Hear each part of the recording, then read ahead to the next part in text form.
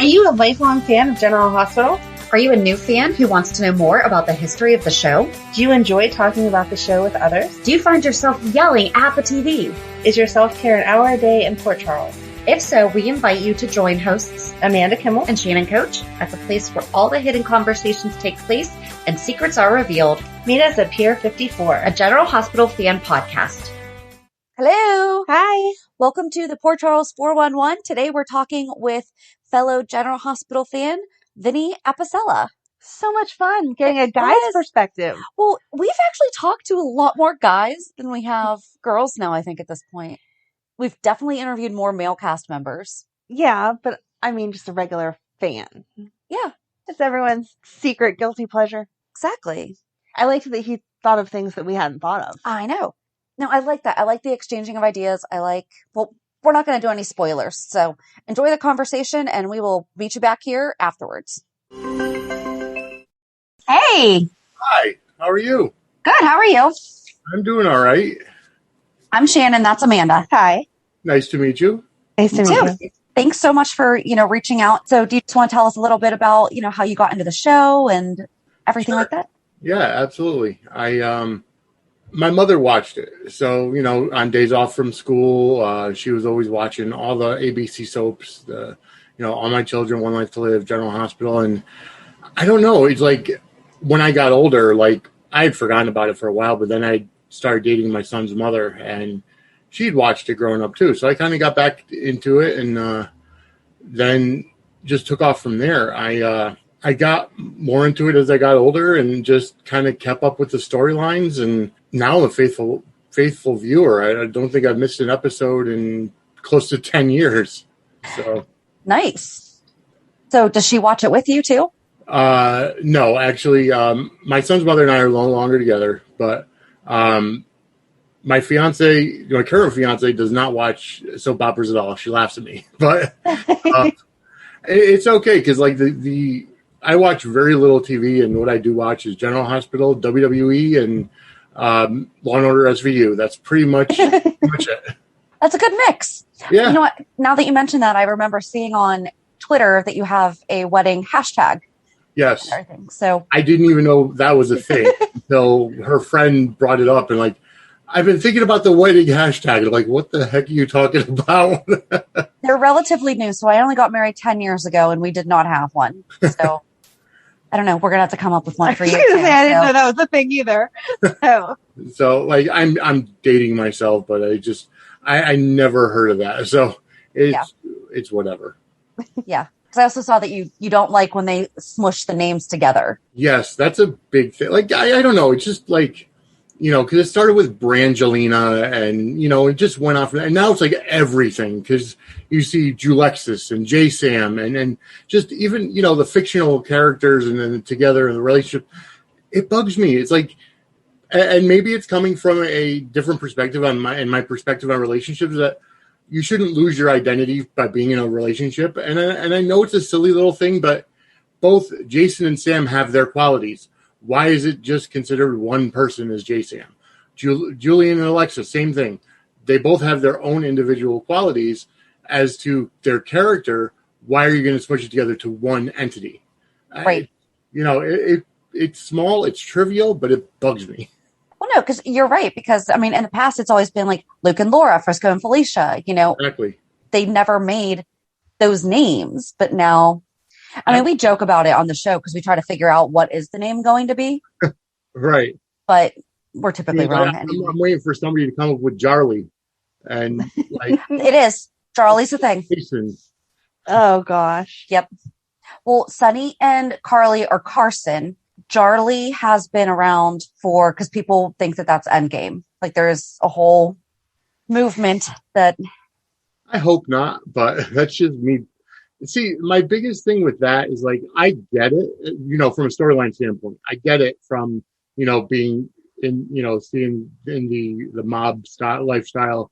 They don't want to kill each other and, so get together for the view of the family. But in my opinion, it kind of paints a picture that men and women can't be friends without having to either get married or be in a sexual relationship. Yeah. Like, I really love the dynamic that Carly and Jason had as best friends. Jason will always be there for her. He doesn't have to sleep with her. He doesn't have to get married to her, but he's always going to be there for her, and she'll always be there for him. And it was a great dynamic. I think throwing the marriage in there is going to be highly awkward, and it's going to end up ruining something, Mm-hmm. especially when Sonny comes back. Well, so that was actually a question I had for you. Do you have any questions about the history of the show since you only started watching 10 years ago? Because Carly and Jason used to hook up I know. when they first met. I've seen the flashbacks, but I also, I've read, like, I bought the travel guide to Port Charles from Lucy Coe's perspective. So I bought that. I'm actually in the middle of, I want to get Robin's Diary and read that as well. But like, I feel like there's so much more that could be done with stuff like that. But, no, I'm pretty well versed on the history. I mean, if there's stuff, I'll ask, but. Yeah. So when you finished reading Robin's Diary, go back, when was it, November? Mm-hmm. We did an entire 411 about it, and we interviewed Michael Sutton, who played Oh, okay. Stone. So, Oh, very nice. That's awesome. I definitely will. I'm going to be ordering it from Amazon either this week or next week. So once I get it, I'll check that out, because I have been going back in your archives and listening to the 411s. Yeah, it's fun. Because I had never read it before. I don't know how you never read it. That's awful. I'm actually trying to find out where I can watch Night Shift and even the old Port Charles episodes. So the first season of Night Shift is available on DVD. Mm-hmm. YouTube kind of has season 2. And then that's it. I'm waiting for Disney Plus to kind of put all the archives up. I mean, I think that would be great. Yes. You can submit. Or even if they did an entire like soap streaming service and they get the rights for all of the soaps, because I mean, think about it, back, a decade ago, there were so many that got canceled between not only All My Children and One Life to Live, but also, there was Passions, and there was, some of the other ones that just aren't on anymore. And they would make a killing on a streaming service like that. Yeah. We would pay. Exactly. We 100% agree. Oh yeah, no, absolutely. And it's great because, I mean, think about it. What other show or what other kinds of shows have been on for 50 plus years? And yeah, they're going to recycle storylines with different characters and stuff. It's bound to happen. I see it in WWE all the time. But, what other, you change out the characters and you have different dynamics. You have different chemistry, so I mean, I would love to go back to the original episodes and watch the half-hour version, and then all of a sudden go to the 45-minute version, and then up to the hour, and just see where the origins were. Yeah. No, we totally agree. Everyone needs to write to them and tell them that that's what we need to do. Yes. I will get right on it. Well, especially since they're kind of doing like, is Pine Valley going to be like a spinoff of All My Children? Because that's what Kelly Ripa and Mark Consuelos are doing. Like, they're bringing back All My Children. That's what I've heard. Yeah. Well, people are going to want to know what happened. Like, what do I need? Well, I'm wondering if they're going to continue from the All My Children where ABC left off, or where Prospect Park left off. Mm-hmm. Was it Prospect Park? Yeah, Prospect Park. Because it was filmed right here in Connecticut. And I watched all those episodes on Hulu, and all the ones for One Life to Live, which I honestly think they're looking to do some kind of bring Landview into the fold at GH because of where Lenny is going for that surgery this week. They mentioned Landview. Oh. So I'm wondering what doctor is going to be, I'm assuming from the One Life to Live family of characters. I wonder if they're allowed to do that now. They are. They got all the rights to those characters, which is why I was hoping Roger Howarth was going to come back as Todd Manning. Yeah. That would have been great. I want John McBain back, but then we have to put him back with Sam. I think they had a fantastic dynamic. I just like, I feel really bad for Roger Howarth and Michael Easton, because they've had to have multiple different characters, in the same show within boom, boom, boom, boom, boom. So much, Franco lasted a while, but again, that he was technically a recast. Mm-hmm. Although I did like Roger Howarth as Franco a lot better than James Franco as Franco. But I do think that Michael Easton's best character that I've seen him as was John McBain. I did like how they at least tied up his previous character from Port Charles. So they addressed it and they put an end to it because he did play, right. You know, we did a show about him. It was probably about a year ago. It was the 6 personalities of Michael Easton because all of them have been in Port Charles on General Hospital, but they wrapped them all up. So at least all of his, well, except for John McBain, got an end. So. Yeah, I mean, all of those One Life to Live characters are just kind of, I mean, I would love to see Kristen Alderson come back as Star and kind of see where that would go with Michael now that he's kind of caught waiting for Willow. And, you know, obviously they closed up the Sasha storyline because now she's going to be with Brando, but I would love to see Star Manning come back and just kind of finish that up. Seeing Star versus Brooklyn would have been awesome. Yeah. But now Brooklyn doesn't sing anymore. So, but maybe she could be that could be the voice of deception, the way that now Brooklyn is taking over social media. I like it. It would have been great had they done that back, you know, when they did the whole lip syncing thing with Amy last year, when it was the temporary recast for Brooklyn. You know, if they had Star come in, that would have been nice. Yeah. Or we just need to get Amy back more.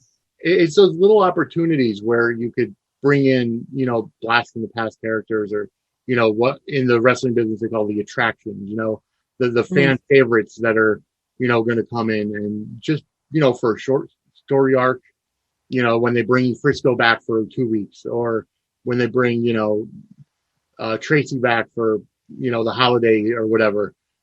They need more attractions where they can bring them in. And it doesn't, and now that ABC owns all the characters from the soap operas, why stop at Nora Buchanan as a lawyer? You know, why can't we bring in, I mean, hell, I would love to see Erica Kane come in for Crimson.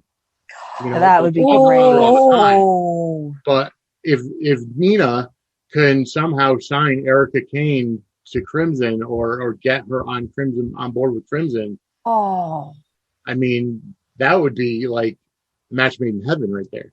Yeah. Oh, that'd be awesome. You're so excited now. That would be great. I am. That'd be great. Maybe you can join our writing team. I mean, I've done a lot. Like I've never took classes I took one journalism class in high school, but for the most part, just from watching wrestling my entire life, I've gotten all these creative storylines. You know, I loved it, you know, a couple years ago when David Otunga came over to General Hospital for a couple episodes to visit Alice in the hospital. It's like, oh my gosh, it's a WWE crossover. It's great. Right. You know, and when, you know, when Spinelli calls Jason Stone Cold, it's like, it's funny because I listen to the Stephen Bradford's podcast every so often, and you know, he's like, I'm walking down in the airline and people are shouting out Stone Cold, Stone Cold. And he's like, I'm thinking they're thinking Stone Cold Steve Austin. No, because people relate. That's the whole point. Mm-hmm. Well, and when they first started their podcast, it was called Stone Cold and the Jackal, but then I remember Stone Cold Steve Austin got his own show. And so they changed their name to That's Awesome because they didn't want to be confused with. It was also when they moved to Westwood One. So it ties into that. Because you're right. Although Stone Cold Steve Austin, you know, his show is the Steve Austin show. So, you know, again, it's 6 of one, half a dozen the other, but I definitely understand why they did it. Yeah.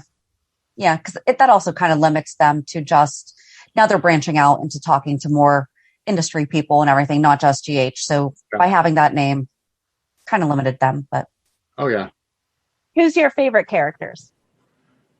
I'm weird like that because I mean, I do have my favorite characters. Like I absolutely love watching Dante. I really like Dante because I love the constant struggle between his father being in the mob and then him being a cop. Mm-hmm. You know, I remember the Sunny anniversary episode that aired last year where Dante came back for that one episode and, you know, he was the mob, you know, Sonny was the cop and Dante was going down the wrong path. And it's like, I love how that can play out.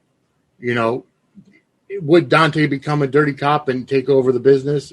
highly unlikely. I thought at one point it might have happened, but I don't think that that's in the cards for him at this point. But I really like Dante. And I have to say, I appreciate the character. You know, Jason is obviously one of my all-time favorites. And I liked AJ when he was there. But I have to say, I really appreciate the people that make me believe in their character, you know, and judging by a lot of what I see on social media, not everybody feels that way like I do. Mm-hmm.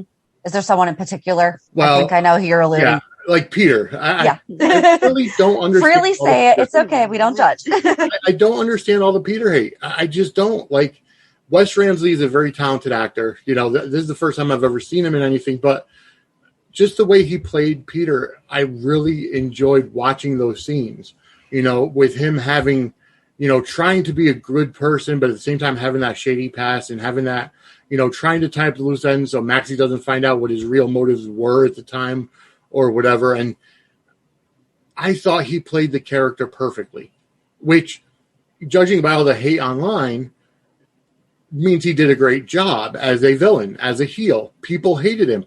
I don't get what the hate is, or let me back up. Maybe it's like, I don't get why people were so happy that he's off the show. Like, I really feel, I hope that he's still alive. You know, I hope that, you know, he's able to come back and torment Maxie like Faison did Anna, just because they need more villains. Like, Cyrus is going to be in prison now federally. Who knows if he's going to break out or not. But Helena's dead, we think. Jerry Jacks hasn't been seen in a long time. I think he died of polonium poisoning or whatever it was. Who else is there other than the, you know, main characters that can flip back and forth? Right. You know, and he can always come back as a twin. Yeah. So there's always that. Out? I think that the biggest issue with him was that they kept going back and forth, because, like, I really liked him as a villain. Mm-hmm. You know, I was buying it when he was becoming the good guy, but then when he came back to being bad, it's like, okay, so let him go. Like, let him be horrible. It's almost like let him be one or the other. Exactly. Yeah. I think that was probably where, at least that was my impression, was that a lot of people were, all right, let's quit flip-flopping. Yeah, and I can understand that, because we see it in wrestling. I mean, I see that in wrestling all the time. You know, the Big Show, you know, was back and forth between heel and babyface so many times in his career you didn't know what was going on. But I think that kind of character, like that Peter was, is more real, like more true to life, where people are going to be faced with decisions in their lives whether they're going to choose the right or the wrong way, and it all depends on the perception of the decision you make. You know, Peter going back and forth, you know, yeah, he's become that redeemed guy. He's, you know, made amends. He's going to be a great father for Max, you know, for the baby. And then all of a sudden it's like, oh, well, we just found out that he was behind Drew's plane crashing. He was the one that hired the killer for Andre Maddox and Franco, but then, you know, to cover it up, killed the killer himself. I get it. You know, especially at that one, it's like he realized that, you know, Franco meant a lot to Elizabeth and Andre meant a lot to Anna. So wait a minute, if I put all this in motion, it's not going to work out, you know? So, I dug it. I really like Peter, and I like the situations they had him in, and I'm just hoping he's still alive. I just hope Wes Ramsey is not the Drew recast, you know, that I've been hearing rumors about. But it's like Obrecht used to be a villain. Yeah. You know, and now she still has her tendencies, but the last thing that she really did badly was torturing Peter. Right. But that was more vengeful. You know, it wasn't necessarily, she fell into like Faison's trap and all that fun stuff, but you know, Valentine was evil and now he's not. Look at Sonny. I mean, he's a mob boss. In any realm of realism, that he would be a villain, a heel. But he's one of the most beloved characters on the show. You know, he's the biggest baby face on the show. Same with Jason. He's a mob enforcer. Like, you know, he kills people for a living. So where do you come off saying, like, okay, well, you know, Peter sabotaged Drew's plane, so we go down to cover his secret. Well, how does that make it any better than, you know, what Jason and Sonny do?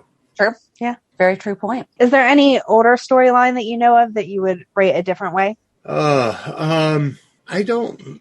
That one I'm gonna have to think about for a little bit. time to get put on my fantasy booking cap. But I really think I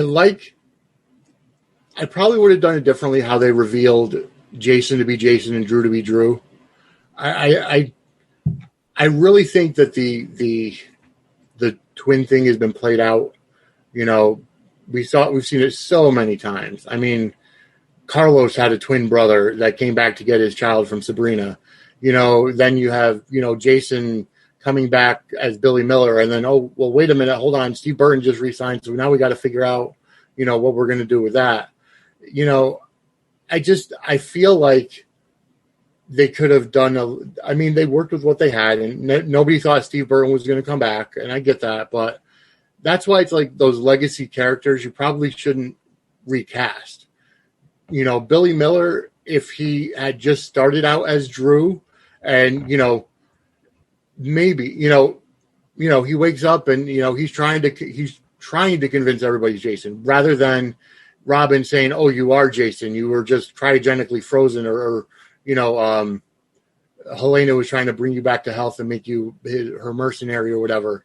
It's like, I think that would have been better if he's trying to convince everybody he's Jason rather than being brainwashed into thinking he's, it's like, it's a fine line. It's like, I think that could have been done a little better, but at the same time, like you could have made Billy Miller a completely different character. And I think it would have been better.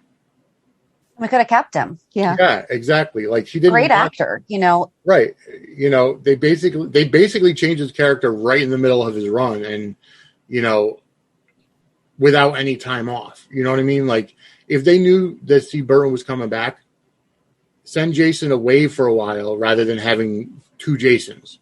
Mm-hmm. Right. You know what I mean? So that then you could reintroduce Billy Miller as someone else, and it could have been a little less awkward. Mm-hmm. And it still would have been, Sam still would have had I had moved on with Drew. Have her had moved on with Drew, not thinking that Drew was Jason. Right. Because that wasn't fair to anybody, because it was illogical, because Sam was married to Jason. So, just thinking about it and trying to keep it PG, she slept with the guy. She knows what his body feels like. So, identical to him, I don't think identical is identical to every little part. So I'm sure she had to know something was different. Right. Think logically like that. Yeah. Hadn't really thought about that. No, but just thinking about it, because, there are some things that just come naturally, and exactly like there should have been something that he like put his hand on her face or something like that would have been what Jason did. Right. Or not what Jason did. Yes. Right. Or not even that, but okay, so the storyline was that his face was reconstructed because of, whatever. Mm-hmm. So, but what about his arms, his shoulders? Like when you're cuddling with somebody, well, this doesn't feel like your chest, or this doesn't feel like it fits like it does, or, just staying PG. But I'm just thinking something could have come out of that. And it didn't feel logical to me, which, in hindsight being 2020, knowing that Jason was Drew, but back then they wanted Jason to be, Billy Miller to be Jason. So, right. It's like, you really can't go back and rewrite history, although they do quite a bit. Yes. So 10 years ago, what was the thing that got you hooked, that got you back into, because you said that you watched it with your mom, so like growing up and everything, but what got you hooked as a fan? What was the thing that was like, okay, I'm going to do this on my own? You're going to find it crazy, but I was in prison for a while. So you wouldn't believe the amount of guys in prison to watch General Hospital. Okay. At the time when it was on at 3:00, that's count time. So everybody's in their cells, and, you can't go anywhere. So what do? You don't have real cable. You have basic. So General Hospital it was kind of like the familiar in the sense of chaos that I was in for that little bit of time. But then when I got out, it was like, I really got into the storylines while I was in there. So it was like, I didn't want to stop watching it. And, like I had known, previous back in like 2004, 5, 6, when I was with my son's mother, we would watch it pretty much as regularly as we could. And like, I knew about, Lucky and Elizabeth, and I knew about, Nicholas and Emily and Sonny and Carly and Sonny and Emily and Jason and Sam but it was that sense of familiarity. So then when I got out, it was a no-brainer. I was going to keep watching it, and I haven't stopped. Hulu is a beautiful thing. It saves our lives. I try like anything to avoid spoilers. Yes. So. Yeah. I don't like spoilers either, but I watch it every night. Like, cause I work 2 full-time jobs. So I work overnight from midnight to 7.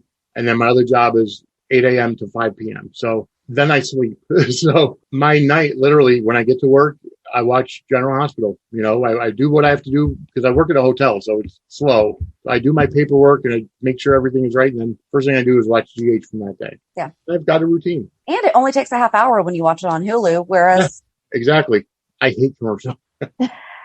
It's crazy when you finally get away from them and then have them back. Oh, yeah. No, absolutely. Yeah. I tried watching it in real time with my mother a couple weeks ago, and it was like, oh, I can't fast forward to the commercial. So your mom's still a fan then too? She does. She doesn't watch it nearly as much as I do. Like, she'll ask me what, for storyline catch-ups and everything, and I'm happy to tell her, but she'll ask me, oh, who's that character? Or who's this? Or who's that? And I try to explain them in the most recent storyline development of it. When did she start watching? Oh, she was a teenager when she started watching it. So, she's been watching it for years. Like, awesome. I was born in 81. So I was born right during the time where Luke and Laura were hottest, and their wedding was like the most watched episode in daytime history. But she would tell me about all that. And, she was never somebody that watched it every day like I did. She would watch it when she was off from work or when she was home from school or, back then or whatever. But I'm kind of the one that I watch it because I love getting involved in the storyline. So you mentioned, well, obviously we've talked about the fact that you're also a wrestling fan. My husband has a wrestling podcast, and we've talked about doing like a crossover where we show the guys fights from General Hospital and have them tell us what the storylines are, what they think the storylines are, and then vice versa. Oh, that sounds awesome. Are there any that you think off the top of your head that would be good fight scenes from General Hospital to show just to get like a good feedback from them? Like, okay, what's the most ridiculous storyline they could wind up writing? Right. I'm not sure in terms of fights, because when I think of a fight, I think of something that lasts longer than like 30 seconds. Like, I think I want the Willow Nell. I think that we're totally going to have to show them the Willow and Nell fight. That was a really good one. That was a good one. Yeah. That would be a good one. I think another good one was when Dante and John McBain took out Ronnie Domestico and that situation on the Haunted Star. Yes. When he was the hooker killer or whatever they named it. He was the one that, killed Abby, which I really feel bad for Michael with that. But that's why we need Willow away from him. We need to save her life. Yeah, seriously. Everybody Michael with dies. I think that was a good, not necessarily a fight scene, but that was a good, rescue style, that kind of standoff. Anything from Crichton Clark when the explosion happened, which, I just listened to your 411 on Maxie and Nathan. And so that was like right there. I think that was a good one. So, I can't really think of any fights, but those standoff situations. Yeah. I didn't think about also including, just the adventure. Cause I'm thinking like Scotty and Luke on Luke's wedding day. I didn't see that. So I can't. Ken Shriner went after Luke, right? Yeah. Yeah. But, cool. You could also thanks. Give us a good spin on that too. You could also do, Jason, Sam, and Shiloh when Shiloh goes over the railing. Oh, best death ever. Still. Yeah. That's still my favorite death scene. Like, he was a good villain. He was creepy as gross. But I think they're killing off the villains too quickly. Like, they don't have any long-term storylines for villains anymore. Right. How many times did Helena leave and come back? How many times did Faison leave and come back? Dozens, yeah. How many times did Jerry Jacks leave and come back? I get making homegrown stars, but if you don't have a vested interest in who the backstory of this guy is, like Cyrus Renaud was great, and I think he's going to end up coming back at some point and terrorizing. I get that, but how are you going to have a great homegrown villain like Peter being the spawn of Faison Faison is dead. We know that. Mm-hmm. So, now the question is he going to live up to his father's, footsteps, or is he going to be even worse? Mm-hmm. And the idea of the slow burn storyline that was Peter August's storyline with Maxie, it's like, he comes into town and nobody knows who he is. Okay, that's great. Then he lures Nathan to his death and, whether it was intentional or unintentional. And then, he ends up falling for his brother's widow, and he's supposedly redeemed, and then coming back with, well, now we found out all the stuff he's been doing behind the scenes. And, and granted, some of the writing has been bad, like with him being on the docks with a bundle full of cash, going to make a down payment. Come on. No. No, you have a banker's check. Like, seriously, that right there, Maxie. We do not accept cash for real estate transactions. I can promise that no one walks into a closing. Here's $35,000 cash. Like, that's exactly not how that happens. No. And if it did, it would raise some suspicions, and I'd be calling the Secret Service to see if there's forms that need filled out and stuff like that for over $10,000 transactions. Yeah. So, I mean, and one thing I have to get off my chest, it really bugs me. For being a spy, Anna Devane is horrible with her poker face. Thank you. Yes. She is. I don't get how she's a spy. Like, it's horrible. Like, you can read her face a mile away. Mm-hmm. Anytime she's hiding something, or, she has Finola Hughes as an actor is great. And I get that.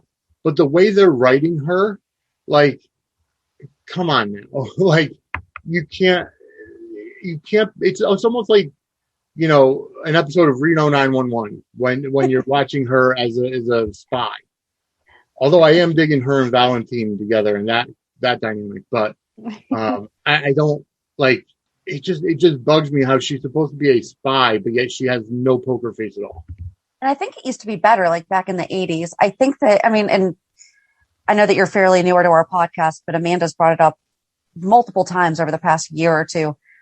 They're dumbing down the women, like they're dumbing down the strong women. And that could be case in point, is that they're putting her in these situations where 80s Anna would not have, first of all, she wouldn't have had a guy do it. And, she would have done it on her own and she would have kicked butt, and then she and Robert would have thought about it. Yep. I'm not sure if it's all the women, but definitely Anna. Although it would be nice if they had her to kind of pass the torch to somebody, have a younger female spy. Like if Sean Donnelly's daughter became a regular character, have Anna take her under her wing, so that when Anna has these bouts of clumsiness, we'll say, the younger girl, oh, you know what? This is the angle. This is what's happening. So it's kind of passing the torch to the newer, stronger. I love that. Women. Yeah. Jordan is doing great. Although I don't like how they did the whole Curtis Jordan breakup, because Curtis knew what he was getting into, as Jordan being not only a member of the DEA but also the police commissioner. He's only he's a private investigator and a former cop. Exactly. So he should know that he had to hide stuff from him So I think I honestly feel like either the writing team that they have is just, I think they need to go back to the drawing board with some of these storylines, because again, I don't think it's just the women that are being dumbed down, or the strong women, because, somebody like Alexis, I think, is being written very well. Yes. Yes. Because did have her dumb though for a little bit with Neil. With Neil, she did a lot of dumb things that Alexis would not have. Yes, but that could also be taken as desperation. I mean, She's getting older in age. She's somebody that I could tell, even though she's a strong woman, she still depends on having a male there. That's why, so that's her character flaw, is that she falls for the wrong guys, whether it's Julian or Sonny. I like her with Sean, but I did like her with Neil, because I thought that Neil kind of grounded her. But then again, that storyline was never finished, because, okay, he died. There was a syringe, but he had no history of drug abuse, or who would sneak into her room to, stick him with a needle. Right. That went nowhere. Well, it's almost like they kind of did to him what they kind of did to Peter, where they just wrote, and then, okay, we're just going to change our mind. Yeah, and that's it. Exactly. Like that storyline went nowhere. And I think, and it, to me, it was pre-COVID, wasn't it? That was like right before COVID. That was, I think, that was one of the first things that happened when COVID came back. So it might have been already in the can. So it was probably a casualty of just, which I get, but like, there's no excuse for certain things because they have like 3-week lead time from shooting, or 6 weeks maybe from shooting to airing. So, I mean, if you know that something's going to happen, go back and re-edit the show so that it doesn't look that dumb. Yeah. Like, because I mean, they definitely have hard jobs. So like, I am not denying that. Yeah. Well, we say it all the time. We're like, we're not professionals, but come on, also give the audience a little bit of credit too. Oh yeah. Well, that's the thing is like, one of the things I don't like about modern wrestling is the writers insult the intelligence of the audience, not only with WWE, but with AEW as well. And, it's like, I grew up in the 80s. I grew up, Hulk Hogan's been my favorite wrestler forever, and then going through the 90s and the Attitude Era. And it's like, we all know that it's fake or fixed. We all know that it's sports entertainment, but you don't have to slap us in the face with it. Like, for example, when somebody is doing a high risk move off the top rope onto a bunch of guys, you see the guys waiting for him to catch him. That's, if that's the case, I mean, heck, in a real fight, you see somebody coming off for the top, you're moving out of the way. You're not just standing there to catch them. Right. Like, we know the wrestlers don't want to get hurt, and we don't want them to get hurt. That's the whole point of it being, fixed, but, or predetermined, but don't insult. It's a live action. It's coordinated. It's choreographed. Exactly. It's choreographed. So, yes. I mean, it's live action. So, whereas in General Hospital, because it's edited like that, it's simulating a real fight. So, I mean, if somebody was to jump off, a building or, a table or a chair in a fight scene, whatever, they're going to do it in a way where whoever they're jumping on is not going to see them. Whereas in wrestling now, the guys see them and they're just kind of throwing fake, and I will say fake for this. They're kind of just throwing those fake punches just to be like, okay, I got to be in this position so we could all catch this guy. It's an insult to the intelligence. So, in certain storylines with GH, it's the same thing. You could see the ending a mile away. Mm-hmm. And I think if they had, better understanding of where they're going, or, an emergency comes up, you got to cut somebody out. Okay, I get that. But then you still have 6 weeks of TV. You can go back and re-edit so that it doesn't look so different. You know what I mean? Mm-hmm. Yeah. Nowadays, it seems like everybody wants to be that style, and it just doesn't work. The same way in GH, you have, different characters and different character flaws, like we were talking about. You have to have the same dynamic and the same, the same differences in wrestling. You have to have that big guy that, acts as a big guy. You have to have that little guy, like a Rey Mysterio Jr. who could do the flying around. But now the problem is everybody wants to do everything. So you're going to end up having a homogenized product that only appeals to such a small, audience, which I think is where they're getting to now. Maybe they'll bring in more the Novak. Maybe we're getting more into the mob kind of rising up again. So like the Novaks are going to be like, I often talk about it, and I know that you did like her too, but like Faith Roscoe was awesome. She was an awesome mob boss, and those are good stories. Some people absolutely hate the mob part of General Hospital, but like when Sonny has a really good enemy trying to take him down, it's good. But like right now we're just kind of sitting here like, okay, what's going on with the Novaks?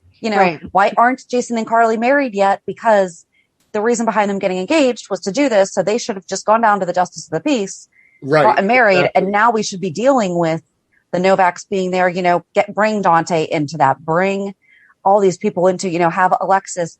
She's not going to be able to listen to anything now that she's not in Pentonville. Like we want Brad to come back and bring back the Wu family, like have him get some inside stuff, and get the Wu family into the storyline somehow, bring back all these older. Do you think Sean goes back working for Jason now that he's out? No. No? I don't. Okay.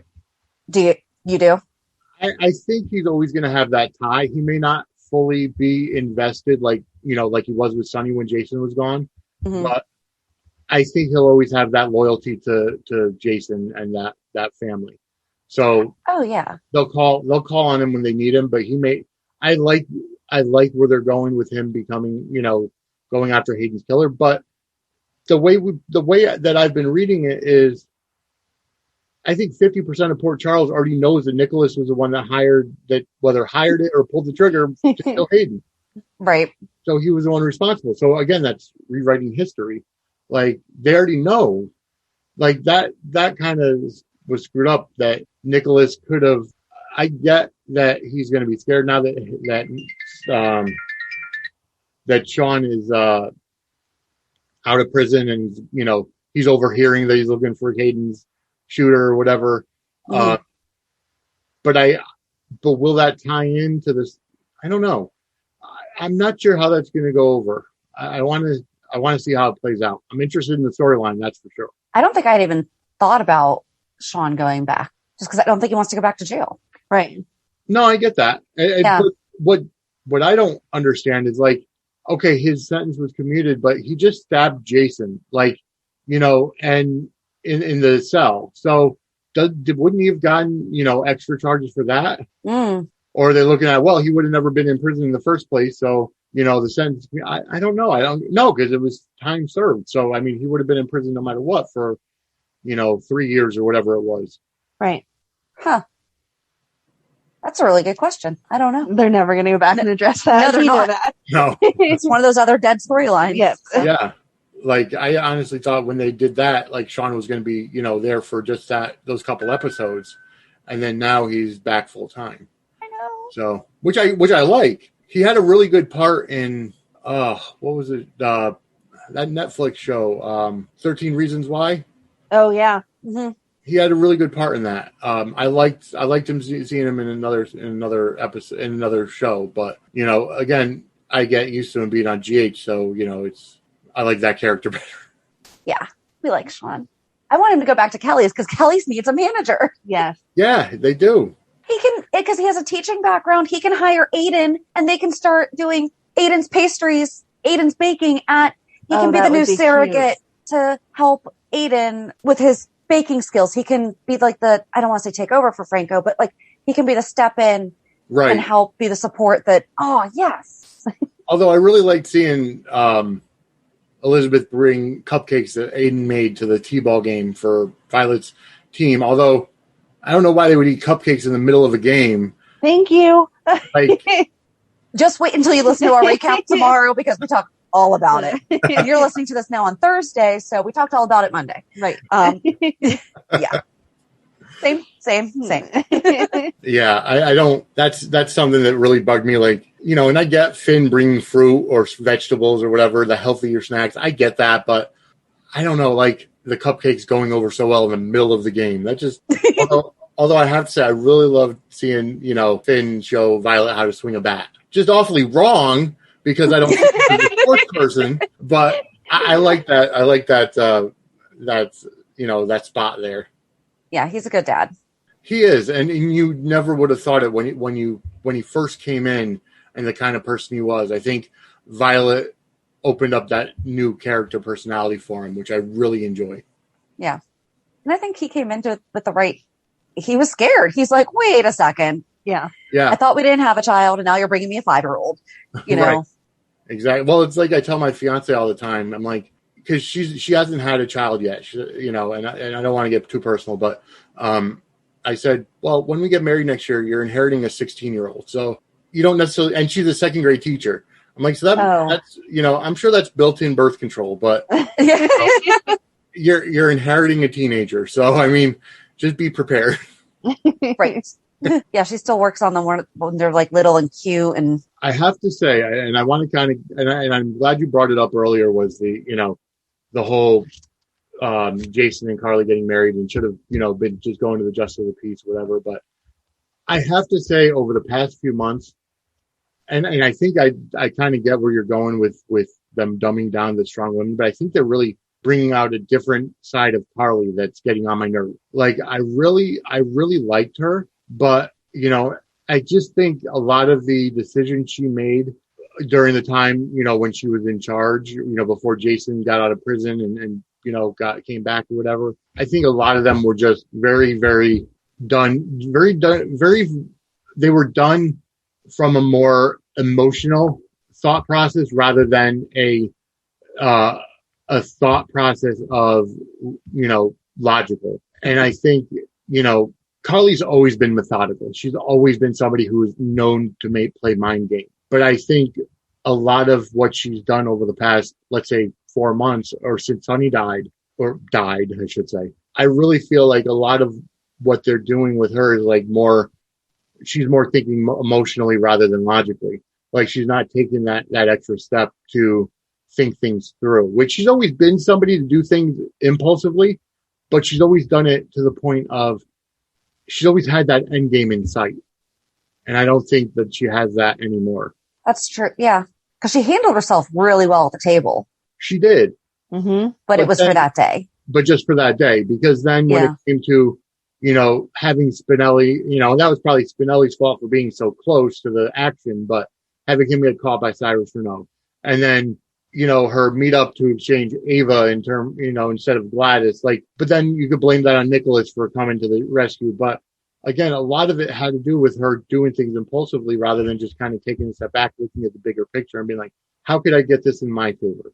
Right. And that's not like her because no matter what, she does what's best for her family. So She wouldn't be impulsive whenever it's going to risk them. Right. She's impulsive with her own stuff, but not when it would affect the kids, especially. Mm-hmm. Exactly. So, I mean, it's like it didn't make sense to me where she would kind of act out like this instead of, I get it. Cyrus was ready to make a move and he was kind of jumping to the bit now that Sonny was out of the picture. And I get that. And the whole reason why Jason was in prison was because Cyrus had paid off Gladys, to say she saw Jason instead of Peter.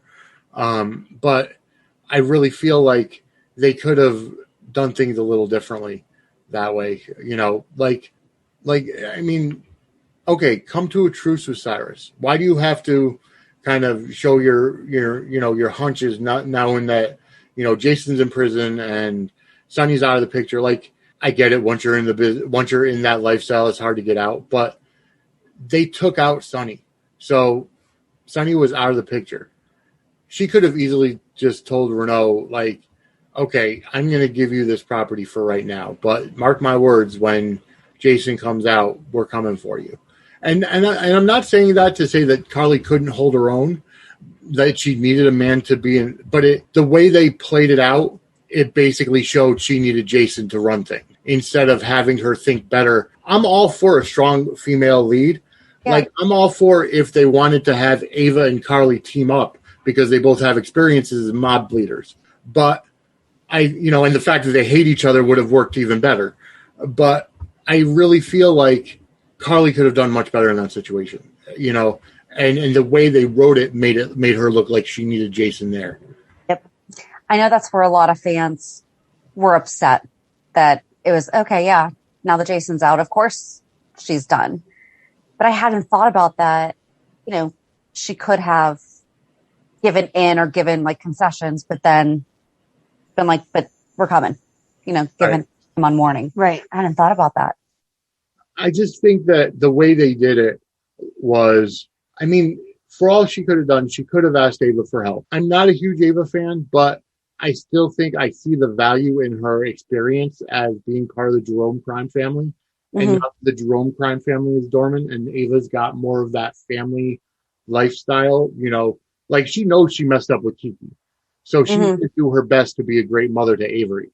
So I really feel if Ava and Carly could have come together while Jason was, and I'm not saying have Ava be bait for Cyrus, but I'm saying actually have Ava and Carly go to that meeting together and say, you know what, we're taking the lead. We're both mothers of Sonny's kids. We want to keep the family safe, and we're going to show that we have the power and we can run things. Yeah. I do. I really like that. It was nice when they were teaming up just to set up the plan to begin with. Yeah. To see it go a step further would have been great. And you want stronger female characters. You got right there, Right. Instead of Ava backing down because she's afraid of Ryan, which, okay, whatever. Now that Alexis is in the same facility as Ryan, we're going to see something go down. I'm curious to see where the heck that's going because why, but okay. Right. Exactly. I don't like, and unless they're going to come back, because they can't even pull the whole Ryan pretending to be Kevin anymore because he cut off his hand. So, I mean, one of them doesn't have a hand. So unless you cut off Kevin's hand and you get a Captain Hook thing going on, you're not going to see the twin switch anymore. Right. Yeah. I mean, so I don't know where they're going to go with that. Is Ryan really a vegetable in a vegetative state? If Kevin's got power of attorney, why didn't you just, euthanize him? You know what I mean? I don't think Kevin would do that. I don't think he would either, but he's also not a big fan of his brother. So right. I don't. You're posing all these good questions. It's all stuff that I come up with because I have no life. But no, it's not because of that. It's because you have these questions. Yeah. No, I just you've heard the things that we ask. My gosh. Oh yeah.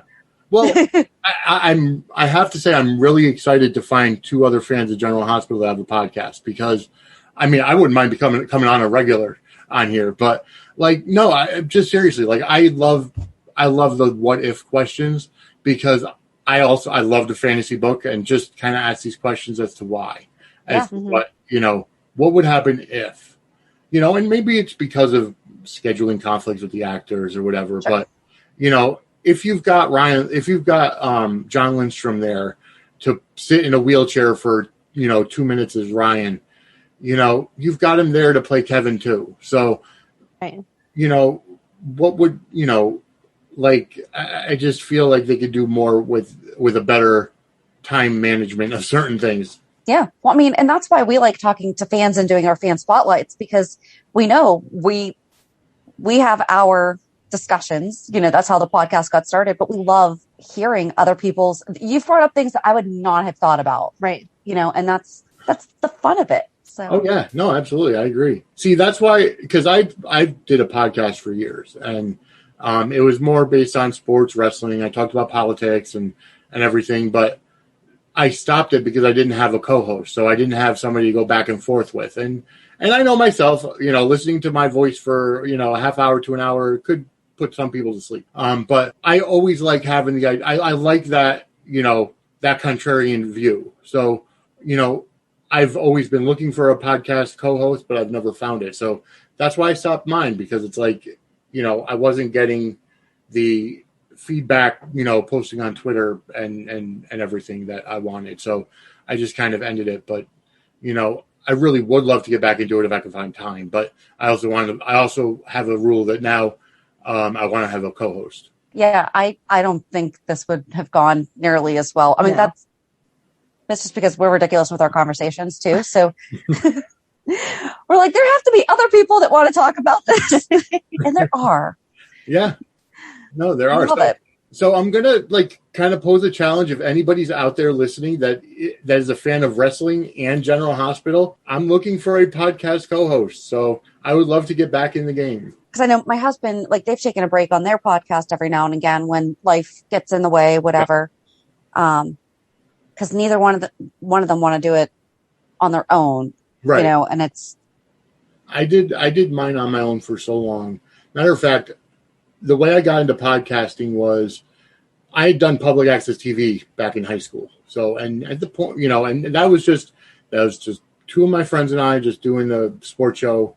We were like Sports Center without the clips. But then, eventually it evolved and I started putting storylines behind our show. So even though it was sports talk and we got all the sports news, we had different characters, we had different storylines.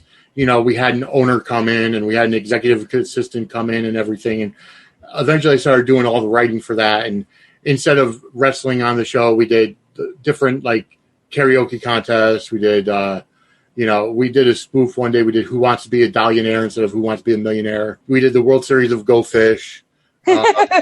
So, I mean, we did all that. And then I want to say it has to be about 5 or 6 years ago now. A friend of mine introduced me to another guy who was starting his own podcast station. And he's like, dude, you would be awesome for a podcast. And I ended up, meeting with the guy. We talked things over and I started my podcast under the same name as my public access TV show. And it was great. And he and I would do shows together every so often. And But then he ended up passing away from a heart attack at 36 years old. So I was devastated. And I found out on Facebook, no less, 2 days after we had done a live podcast. So I was devastated because he had quickly become one of my really good friends. Yeah. So I kind of kept things up in his memory, and I kept things going. And I had some great interviews. I was this close to getting an interview with Kimberly McCullough. Wow. I had reached out to her on Twitter, and and we just couldn't get the scheduling right. But I was this close to getting her. But I had, some independent wrestlers on, and I had some other people on, but then it's like that kind of dried up. So I just did, wrestling talk, and I got into some GH talk and stuff, but it was getting too much for just me to be doing it. So, I definitely would get back into it if I had co-host. Yeah.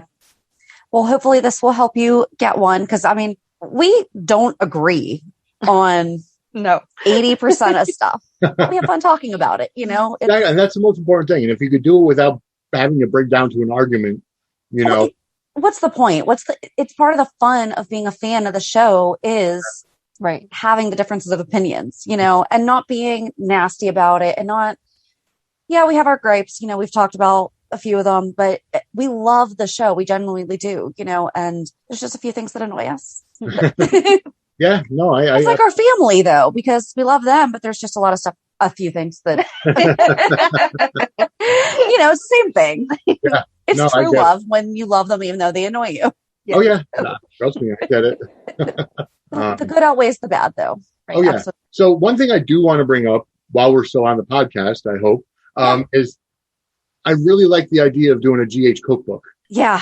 Whether it's the pickle Lila relish or sunny sauce or Aiden's cupcakes, Aiden's cupcakes. They could do so much with marketing. Mm-hmm.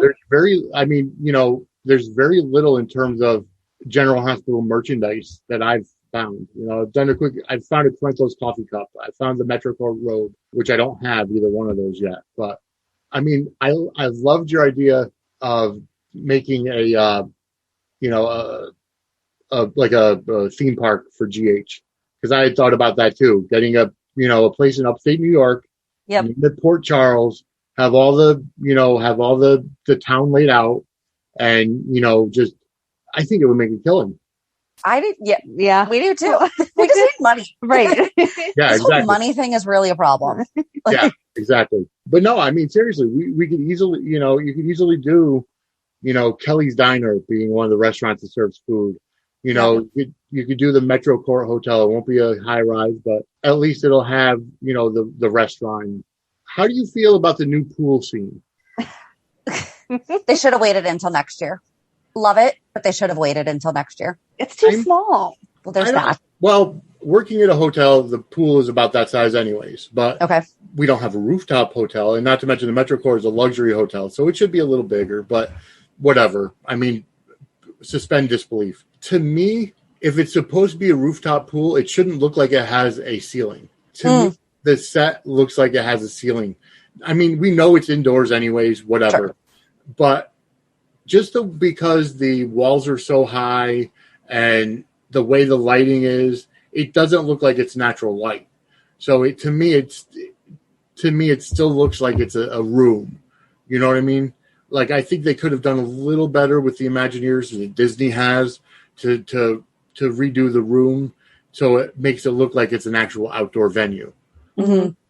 Well, yeah, and you're East Coast also. That pool is going to be shut down in 5 weeks, right? Yeah.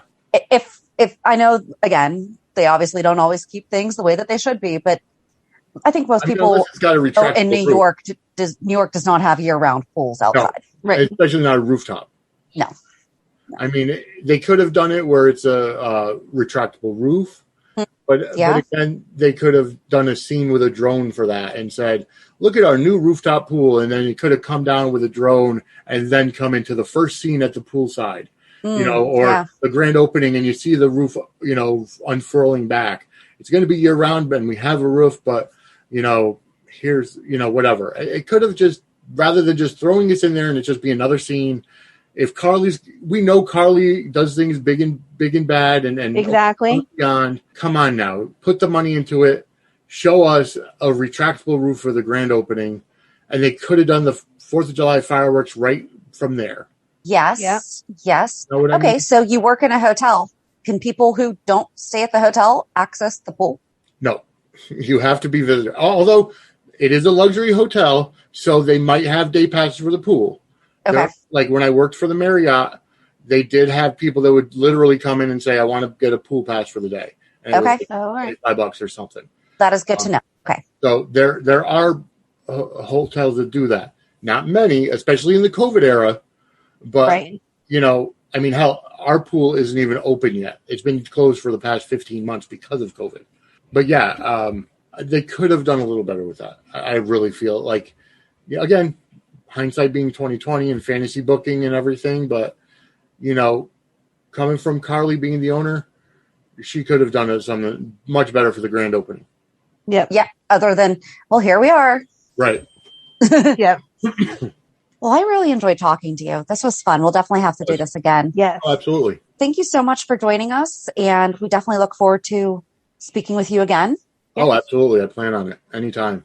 Thanks for listening to the show. We really appreciate it. No, I enjoy it. I really do. But hopefully you get your co-host and you can get back to doing what you want to do. And then do some crossovers. Absolutely. Yes. Yep. I'll have to get you in touch with my husband too. I think you'd have fun talking to them. Yeah, no, absolutely. Anytime. I have so much stuff that I want to do.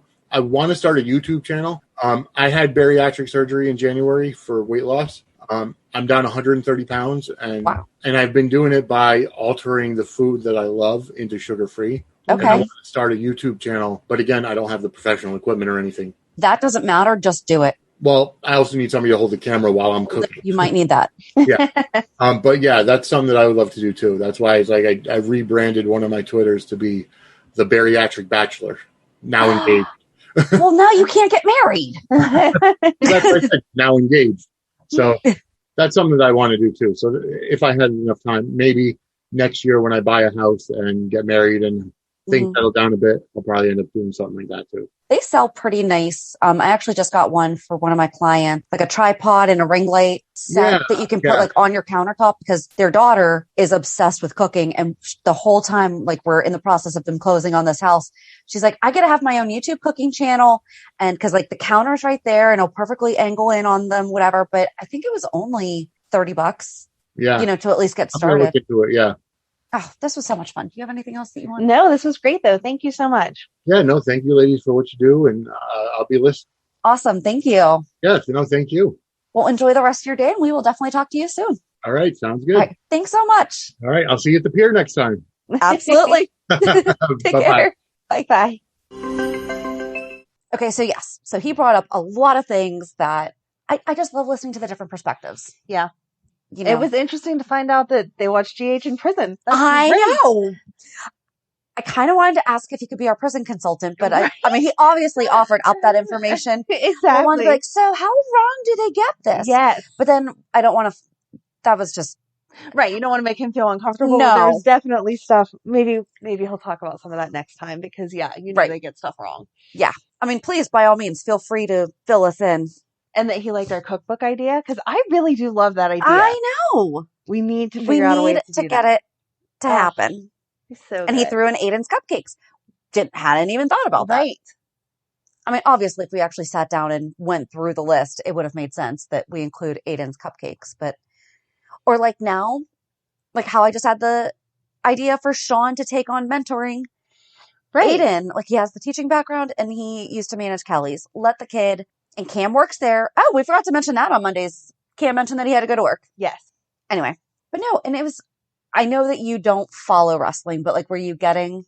Yes. Like it was cute. It was fun. It was cute. So I guess that's kind of a preview of what we're planning to do with my husband's podcast too. Ish. I like that he gave us insight onto what to watch. Now I'm torn if I want to suggest my husband to listen to this podcast. Or no, because I don't want. Wait. I know he has to wait. I'm sorry, I'm putting my foot down. He has to wait because you can't let him preview what we're going to ask him about. Exactly, it will give him an unfair advantage over us. It will. Yep. So no. that was fun. Hopefully we'll all be able to do the things that we want to do. You know, I can definitely see him being a really good podcast host. Right. I kind of I really want to watch the YouTube channel. So yeah, so what he said, you know, he got the surgery done and everything. That's what I try to do with certain things. Like, as long as it doesn't sacrifice taste or quality, I'll swap out, you know, the Greek yogurt for something else, you know, the avocado for something else. Right. You know, but I want someone else to teach me too. So get the YouTube channel going too. One more thing. You already have 2 full-time jobs, right. You know. Just add to that, planning a wedding. But sure, just go ahead and add a YouTube channel in there for us. But it was fun. It was. So if you would like to talk to us about anything General Hospital related, sometimes we get sidetracked. Just a little. But we like to get to know our other fans. Not just our fans, but other fans of the show. Right. So just go onto our website, pier54podcast.com, and fill out the thing is just labeled as fan spotlight form, and we'll set something up. Yay. But join us here on Monday as we recap this week's shows. Have a good weekend. And we'll meet you at the pier. Bye. Bye. If you enjoyed today's show, we invite you to go to pier54podcast.com to subscribe on your favorite platform. Don't forget to leave us a review. And you can also follow us on many social media channels. Just search for Pier54 Podcast. Also, we are not perfect, so if there is something that we missed or messed up, just let us know by emailing us at pier54podcast@gmail.com.